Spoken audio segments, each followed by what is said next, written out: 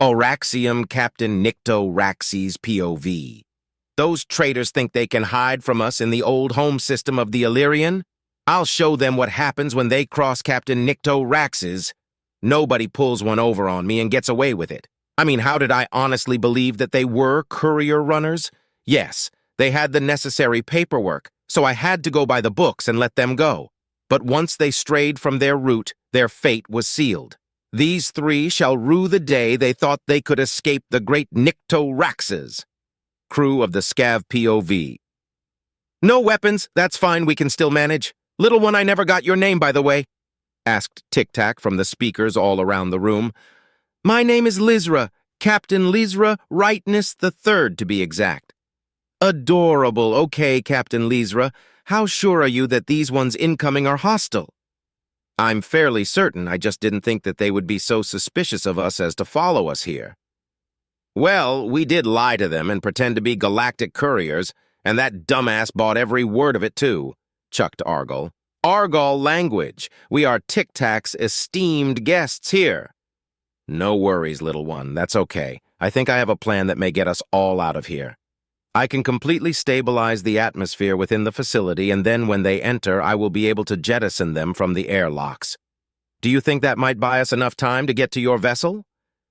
We're not going to fight them ourselves. The whole reason I was sent with you was to carry this weapon back.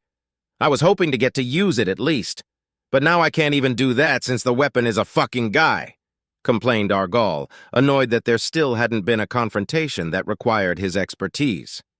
Don't worry, CnRhin. If they manage to stick around after we show them the door, we may have use for you yet. And your name is Argol, he grumbled, still disappointed there was no ancient weapon of destruction he could wield like some god of war. Argol what? Questioned Tic-Tac, confused. Just Argol. Appropriate. They should be arriving any second now. I'm going to go ahead and remove the atmosphere from this room so that we do not have to worry about pressure equalization when we make our move. Z8, do you have any way to remotely pilot your ship from here? We do not even need to inquire as to how you know our name, but please call us Zate from this point forward. Yes, we have the ability to control the ship remotely. What do you have in mind, program? I can see from the security feeds they are going to station their ship near yours. I will forward you the location of where to move your ship once I eject the intruders. I am going to illuminate the path to another exit for you to move to. Once there, I'll pressurize the door, open the airlock, and throw you into space. You're going to do what with us? I do not consent to being blasted into the cosmos, Mr. Tic-Tac, replied Lizra, clutching onto Argol even tighter. Captain, the claws! Yes, my apologies, Argol. Do not worry. If Zate gets the ship in position, you will be propelled right into the loading bay or your vessel. When I was connected to Zate, I was able to view the schematic of your ship. I will send her a visual representation of how to orient it to properly receive you. Tic-Tac replied matter-of-factly. Not necessary. We can visualize that without your aid computer. While the plan was being created, the human sat silently watching them. Throughout the entire conversation, he hadn't taken his eyes off of the small Illyrian captain in the room. His masked helmet gave away no signs as to how he felt towards the plan or other occupants in the room. Lizra hopped down from atop Argol and made her way over to Human, looking up at him. When standing on her hind legs, she barely came up to his knees. Mr. Human, do you have anything to add to the plan? No. Will you defend us if it comes to that? Yeah, sure. And I'm sorry. Sorry for what exactly? Just that. As Lizra and Human were locked in their engrossing dialogue, a loud bang echoed throughout the facility that shook the walls of the research room. The trio jumped into action and gathered around the exit door as Human walked over to the small black box looking down at it. Just let me know when, Tic-Tac. Disconnect me only when they get to safety. Any earlier, and I will not have access to the facility. You aren't coming with us? Asked Lizra, looking down at the little black computer. We will be following shortly. I have to ensure your safe exit. We also have a few more items to grab before we make our leave. A second later, an explosion was heard down the hall, followed by a booming voice that echoed through the base. This is Oraxium Captain Nictoraxis of the Prowler. You are in violation of Core Federal Code 13, 7451, impersonating a galactic courier and attempting to flee from federal authorities. Cooperate and you will be handled respectfully. If you refuse to do so, then you shall face severe repercussions, such as a fine upwards of 10,000 credits. That will be all. He seems to be in a better mood today, Lizra chuckled. Oh, we'll see if he's still threatening us with a fine when I threaten him with his own spine. Argall grunted, putting his fists together. Okay, Zate, get the ship moving. I'm opening the airlocks now. Good luck, everyone. See you soon. When Tic-Tac finished his farewell, the sounds of air rushing out of the facility sounded from the other side of the door. It opened up moments later, and the three rushed out into the hall. They followed the blinking lights that guided them through the corridors. Upon reaching the exit, they made their way into the small airlock and the door sealed behind them. 7 seconds and we will have the ship in position. We hope Tic-Tac does not send us out to eat. Zate was cut off as the opposite door opened and plunged the trio untethered out into the stars. Outside, they could see countless others flailing around in the vacuum of space, having also been unexpectedly jettisoned from the base.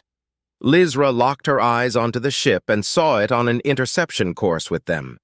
Their trajectory was impeccable, sending them right into the open loading bay. Argall grabbed the small captain and wrapped his bulk around her to shield her from the impact. The three were thrown into the ship, with the blast door slamming shut behind them. Wait, what about Human and Tic-Tac? Lizra asked, squirming free of Argall grip.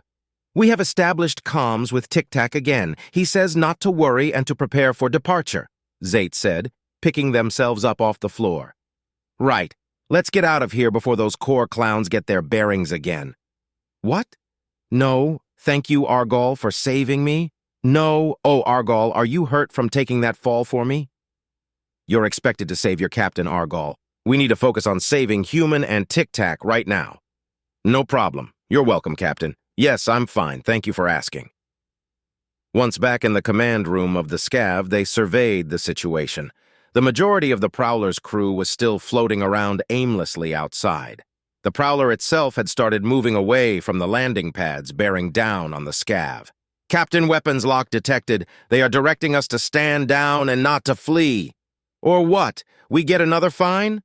We believe they might not tell us again. As the two ships faced off, Lizra was debating whether to give the order to make a slipspace jump or to surrender. Before she could make up her mind, she saw the form of Human launching himself from the facility below. He was not headed for the Scav, but instead towards the Prowler. Quick, Zate, tell him that's not our ship. That's the ones that came here to attack us. We believe he knows that. Then what is he doing? Is he betraying us? And here I thought he was just warming up to me. Human was silhouetted against the bright red hull of the Prowler as he made contact with it and latched on. He launched himself from the side of the ship, making a beeline for the front. Once there, he dug his hands into the metal walls, climbing towards the windows of the Prowler's bridge. Human stared into the bridge of the Prowler before raising an arm and shattering the glass of the viewport and throwing himself inside. A few stray plasma shots could be seen exiting the bridge before the ship's metal shutters slammed shut in an attempt to stop the atmosphere from escaping. Remind me to ask Human to show me how to punch like that. Captain weapons are no longer locked. Should we start a slipspace jump? Yes. Go for slipspace. Seatbelts, everyone. Zate, open the cargo bay again. A minute later, the metal shutters were torn open from the inside, and Human jumped from the ruins of the Prowler's bridge towards the Scav. The Scav moved closer to intercept, and Zate oriented the ship to receive him in the open bay. Once Human was safely aboard, the cargo bay was closed, and Zate initiated the slipspace jump. Once away from danger, the crew gave a sigh of relief, Lizra unbuckling herself from her pedestal and surveyed the monitors. Well, I'd like to see them give us that fine now. Great work, everyone. And Argall, thank you for shielding me earlier. It looked like it hurt. Of course, Captain, you're welcome. And I'm fine, thank you. Oh, come now. I was being genuine.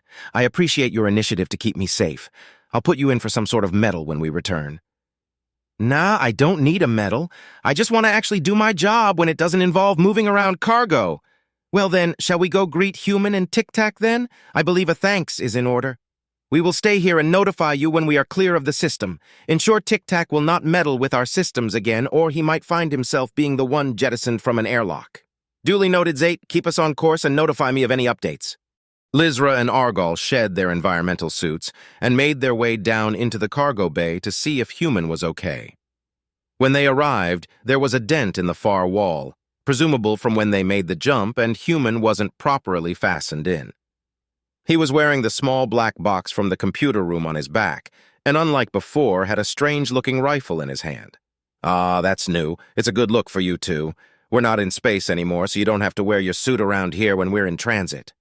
I'm fine, thanks, Human replied curtly. Tic-Tac's voice echoed from the black box attached to Human's back. Unfortunately, he has no way of removing the suit here either way. We would have to construct the proper machines to remove it, as I do not believe they are present in this galaxy, Tic-Tac said, searching for the proper word. But he hasn't been out of it in a very long time. I assure you, it's not a burden to him. Right, well, thank you for saving us back there. So did you, kill them all? No, we merely disabled their systems on the bridge. They're going to be stuck there for quite a while until someone can give them a ride. We have decided to accompany you to the nearest port where we can acquire our own ship, and then we shall be on our way. Tic-Tac responded. Wait. We went through all the trouble of getting you out of there, helped you bring Human back, and now you want to leave us already? We have no desire to get involved in another conflict after having it be our sole purpose for as long as we can remember. I hope you can understand why we wish to make our own choices now. Okay, hold on. We helped you get off the base and helped you wake up Human, so maybe you could at least come with us back home and hear us out. From someone a little more charismatic than myself.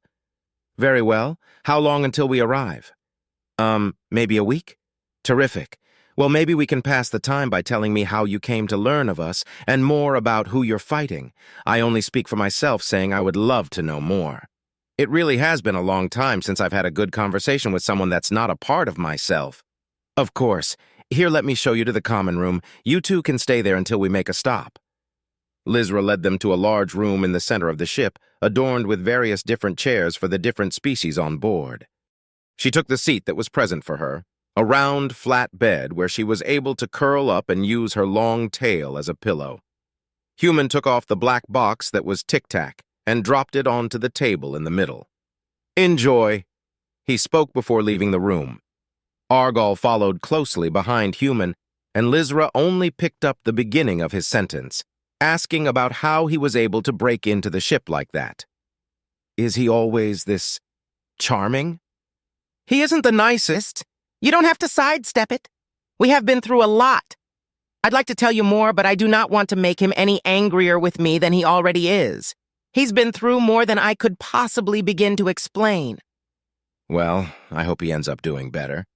Maybe we can find a beach for him when we make a stop. I remember him mentioning that. I'm sure he would appreciate that. You know, I have been thinking about something rather peculiar he said to me when we were in your computer room. And what might that be? He apologized to me, but he hadn't done anything that warranted an apology at the time. Tic-Tac was silent for a moment before speaking. He has been trapped in his own head for quite some time. I would not dwell on anything strange, he says.